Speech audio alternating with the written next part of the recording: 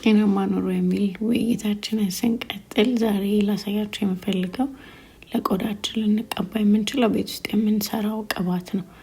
ቆዳችን ትልቁ ኦርጋን ነው። ቢካዝ ሰውነታችን ሁሉ የሚሸፍን ነገር ስለሆነና የምናስቀምጥበት ማንኛውም ነገር በጣም አብዞርብ ያደርገዋል ማለት ወደ ውስጥ ያስገባዋል። ስለዚህ ቤት ውስጥ ቅባት መስራት ደስ ይለኛል፣ በተለይ ለብርድ ጊዜ የሚሆን ታሎሽ ያ በተር ኮኮናት በተር ካካዋ ባተር አርጌ በቀላሉ ማዘጋጀው ነው። ቪዲዮ ማየት ትችላላችሁ። መጨረሻ ላይ ደግሞ ብሎግ ላይ ጽፌላችኋለሁ ሜዠርመንቱን እንዴት እንደምታረጉ።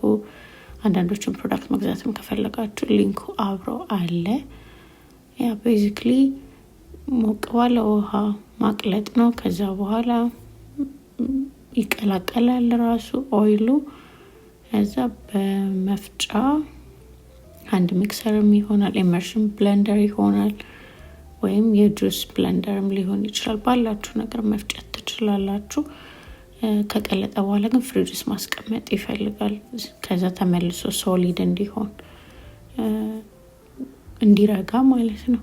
ከዛ በኋላ ያው እንደምታዩት በአንድ ሚክሰር እንደዚህ ስመታው ዊፕ ይሆናል፣ እንደ ክሪም ይሆናል። ከለሩ ራሱ ይቀይራል። የሎ ነገር የሚመስል ወደ ቢጫ የነበረው በጣም ነጭ ይሆናል።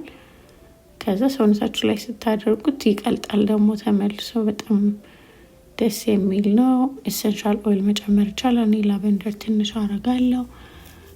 ሌላም አይነት መጠቀም ትችላላችሁ።